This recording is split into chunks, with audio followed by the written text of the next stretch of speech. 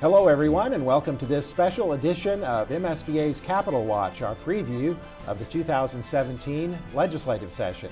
And here with me to discuss that is Mike Reed, our Associate Executive Director for Advocacy and our Chief Lobbyist. And Mike, thanks a lot for being with us. Thank you.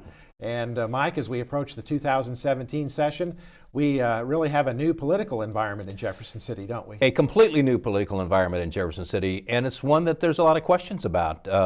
We have a new governor, new lieutenant governor, new secretary of state, new state treasurer. Party affiliations have changed. The Democrats are out, the Republicans are in.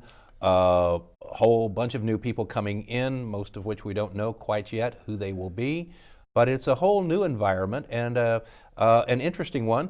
There's been a lot of talk about where does public education fall with this governor, and it's going to be a new challenge for us.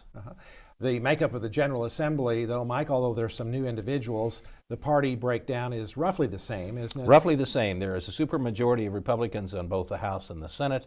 It's a veto-proof majority, and now if in fact a piece of legislation gets through and the governor signs it, that's it. There's less chance of vetoes now than we had in the past.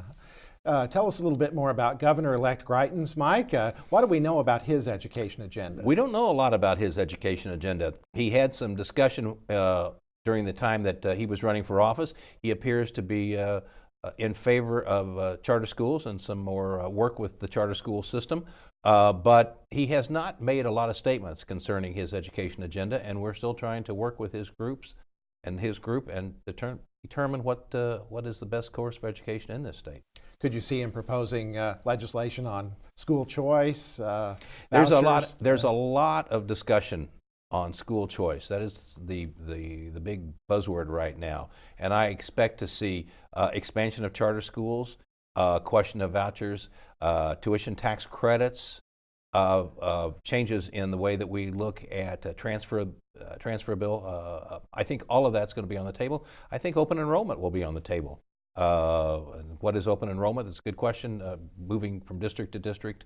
But I think we'll have all of those. And again, I think charter school expansion will be at the top of that. Another way, Mike, that a governor can influence education policy in our state is through appointments to the State Board of Education.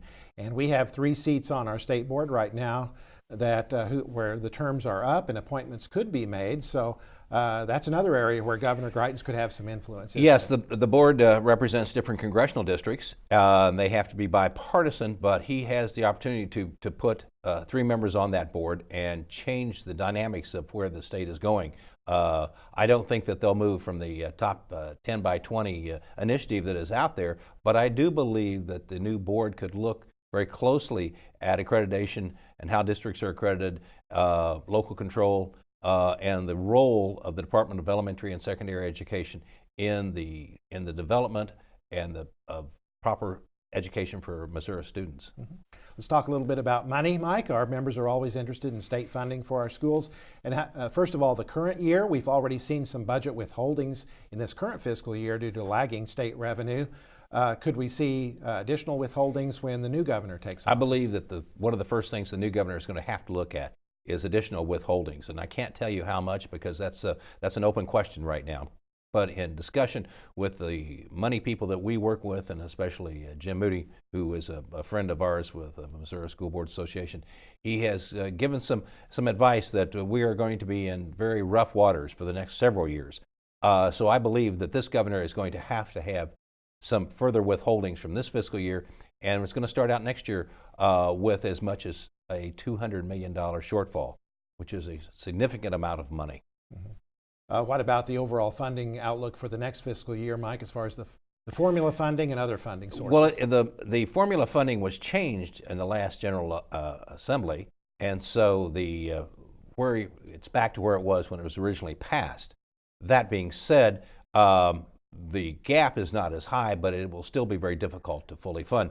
I have been told by education people on the budget about the budget that they anticipate that they're going to try to fully fund the formula, but I think it'll be very, very difficult with the gap in money that we're going to have and the problems that we're going to have with general revenue. So while I know they're going to try very hard to fully fund the formula. It will be very difficult to do. Do you think, Mike, the legislative leaders for the coming session will put education reform as one of their top priorities? Well, the priorities are changing, making Missouri a right-to-work state, changing some of the ideas with tort reform, ethics reform, and changing education. So it is number 4 in the hierarchy of what the General Assembly is looking at, and that's what we've been told. So yes, I believe that it'll be at the top. I believe we're going to hear a lot about school choice and what does school choice mean.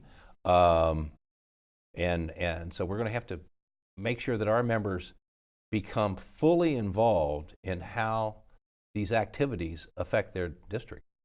And of course, as always, Mike, you would recommend that our members be engaged with their local legislators now and during the session. Now and during the session. And when the legislators come home each Friday, sit down and talk to them, because what they're doing is affecting you and your ability to offer good public education in your district.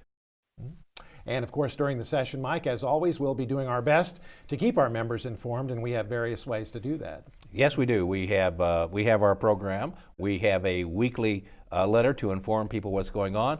We tweet, we text, we blog, all the things that I don't know a lot how to do, but there are other people who are with us and help us get all the information out. Plus, people can call at any time. Our office in Jefferson City or our office here in Columbia, and we will be more than happy to answer questions on where pieces of legislation are. All right.